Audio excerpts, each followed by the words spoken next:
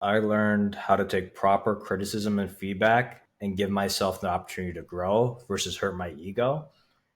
And it skyrocketed my success and honestly, most facets of my life. You might be someone who struggles when getting feedback or criticism that you immediately start going on the defensive. One is to ask yourself why. Every context is different, so I can't put an end all be all for the kind of statements I'm going to make today. But what I will say is that do you get offended when people criticize you or give you feedback because it makes you feel less of yourself? Because you feel like you're not capable enough? You feel like they're trying to put on their superiority over you, trying to put you down? Every context is different, but more likely than not, it might not be that person's intention, but that's the way you perceive it. And that stems from an insecurity. You need to be okay with being wrong. You need to be okay with not being perfect. You need to be okay with knowing that you are a work in progress. You always will be a work in progress. You will never, ever be perfect.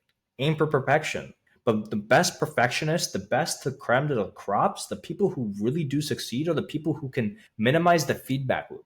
So, what do I mean by feedback loop? It's the time between getting a response or feedback and a change of behavior. Supposedly, a manager tells you, "Hey, listen, when I'm listening to your sales calls, maybe try fixing your tonality, match the other person, mirror the other person." Initially, you might be like, "Oh, what?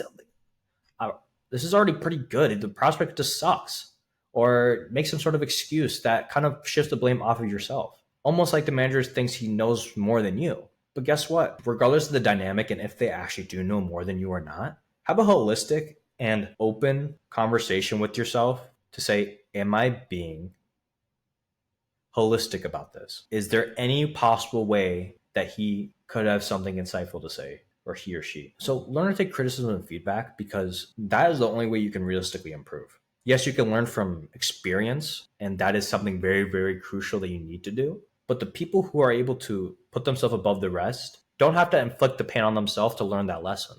You can possibly learn lessons from either mentors or people who've gone through the same thing as you, or people who can look from the outside in. It realistically is up to you to decide if you want to implement it or not. But the more data you have, the better informed decision you're going to make. And who doesn't want more data to make better decisions? It almost seems foolish if you don't want that because you should be looking to get feedback. You should be looking to get criticism. Honestly, I think you should look to get hate because if you can remove the ego from the hate, there is a stem of truth that could be attached to there that you can decide whether or not you could either fix or ignore. And again, it's another data point for you to use. So the key underlying message is remove your ego from when you get criticism or feedback and take the opinion or feedback or criticism holistically and say, can this actually be a benefit to what I'm doing or in my life right now? Or does this change anything? Or will this hurt me? There's only three options. And if it is a benefit, and even if you don't think it changes anything and you try it out, and it tends to be better, even though you didn't think you could do anything. Look, you just improved. You had another data point. So remove your ego. And I'm telling you, success will find you.